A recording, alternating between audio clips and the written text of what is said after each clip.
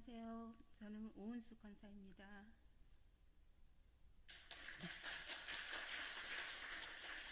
처음에 석진아 권사님이 저보고 간증하라고 했을 때 솔직히 뭘 간증할 거리가 있나 하고 너무 망설였습니다.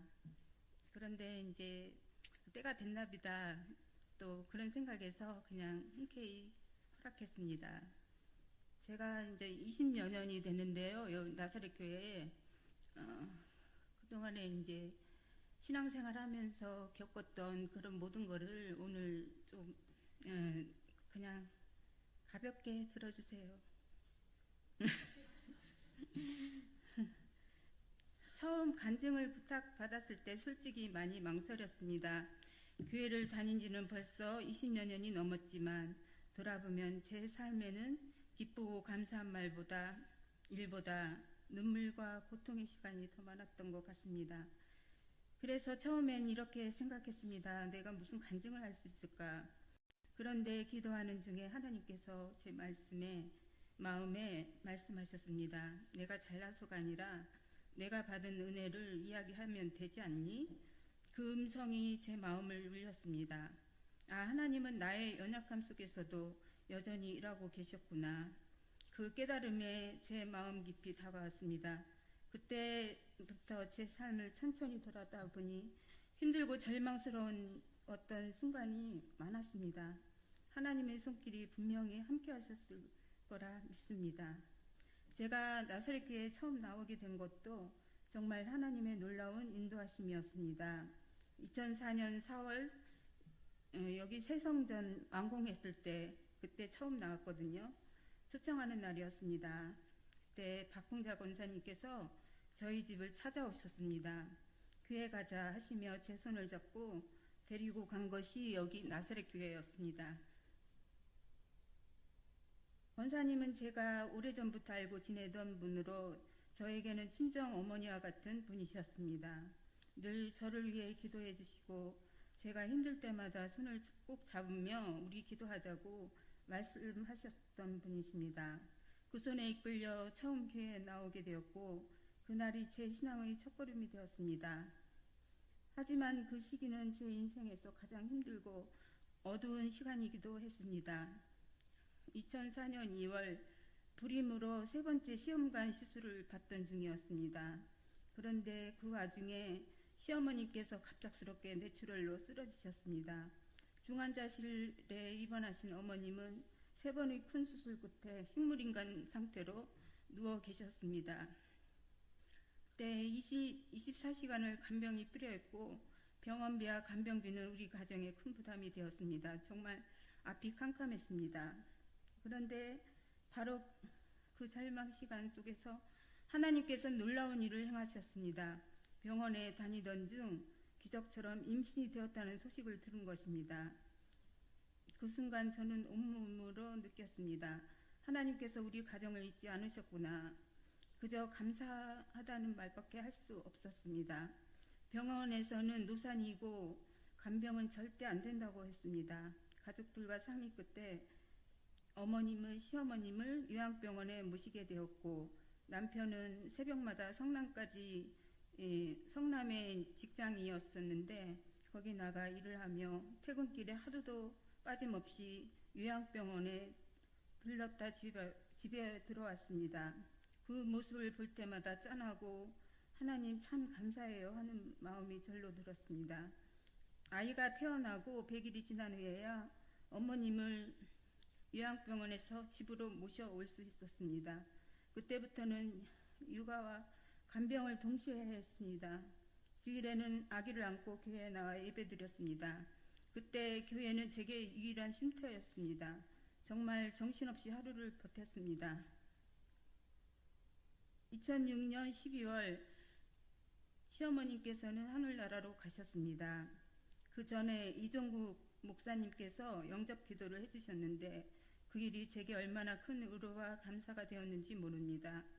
돌이켜보면 그 모든 시간을 견딜 수 있었던 것은 제 힘이 아니라 오직 하나님의 은혜였습니다. 2009년 재개발로 집을 옮겨야 했습니다. 형편은 어려웠고 남편에게도 빚도 있었습니다. 저는 간절히 기도했습니다. 하나님, 나사렛 교회를 떠나면 안 되는데요. 우리 가족이 계속 이 교회에 다닐 수 있도록 도와주세요. 그런데 하나님께서 제 마음에 감동을 주셨습니다. 이 동네에다가 집을 얻으면 되지 않니? 그러면서 그 말씀을 붙잡고 집을 찾기 시작했습니다. 결국 하나님께서 길을 열어주셔서 이 지역에 집을 샀습니다. 새 아파트가 지어질 동안 남편이 가까운 직장으로 옮기느라 오금동으로 이사하게 되었습니다. 이사를 앞두고 가정집에서 구역 모임을 하던 시기였는데 우리 구역 집사님도 재개발로 이사를 갔습니다. 이사한 곳으로 놀러오라고 하더군요. 아무 의심 없이 따라갔는데 낯선 사람들이 있는 집이었습니다. 그 집사는 저를 위해 기도하고 있다며 성경 공부를 권했습니다. 그런데 갑자기 어린 딸아이가 울기 시작했습니다. 엄마, 집에 가자. 두 번째 날도 아이가 너무 심하게 울어서 결국 집으로 돌아왔는데 나중에 알고 보니 그것이 신천지였습니다.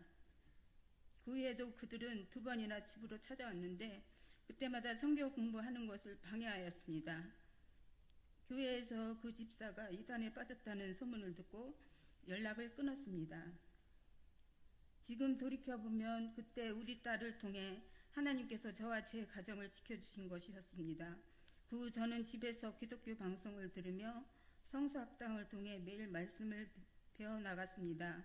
하루도 빠짐없이 말씀을 들으며 하나님께서 제 믿음을 새롭게 세워주셨습니다. 그렇게 저는 어린 딸과 함께 매주 주일마다 지하철과 버스를 타고 오금동에서 1시간이 넘는 길을 4년 반 동안 나사렛 교회를 다녔습니다. 집 바로 옆에 교회가 있었는데 그래도 처음 저를 만나주신 하나님의 은혜를 기억하며 나사렛 교회를 향한 믿음으로 다녔습니다.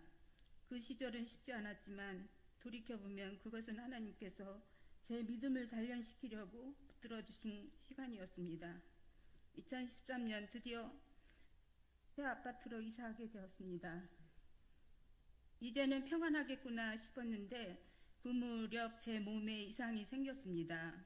장이 좋지 않아 화장실을 자주 가게 되었고 결국 병원에서 대장암 진단을 받았습니다. 20cm나 되는 대장을 절제해야 된다고 그래서 수술을 했습니다. 믿기 힘든 현실 앞에서 저는 하나님께 부르짖었습니다. 하나님, 저를 살려주세요. 왜 나에게 이런 일이 있는지. 아직도 어린 딸이 있습니다. 눈물로 드린 그 기도는 제 생애 가장 간절한 기도였습니다. 스스로 회복의 시간은 쉽지 않았습니다. 육체의 고통보다 마음의 두려움이 더 컸습니다. 하루 종일 창밖을 보며 하나님께 원망도 했습니다. 그런데 그때마다 하나님은 사람을 보내주셨습니다.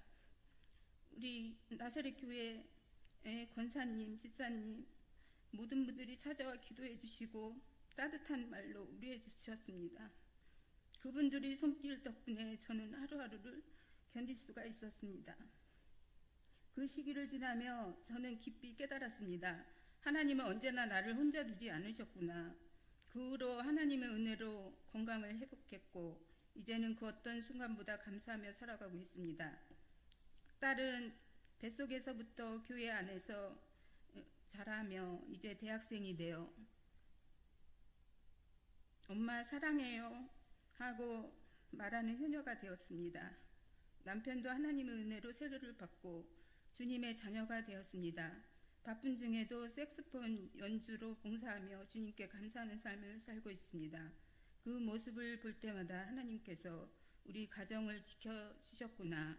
감사한 마음이 저절로 나옵니다. 얼마 전에는 권사로 임직받는 은혜도 주셨습니다.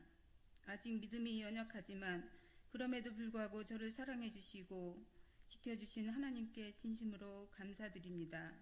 이제 제 삶을 돌아보면 정말 모든 순간이 하나님의 은혜였습니다. 정말 절망 속에서도 눈물 속에서도 하나님은 언제나 저와 함께 하셨습니다.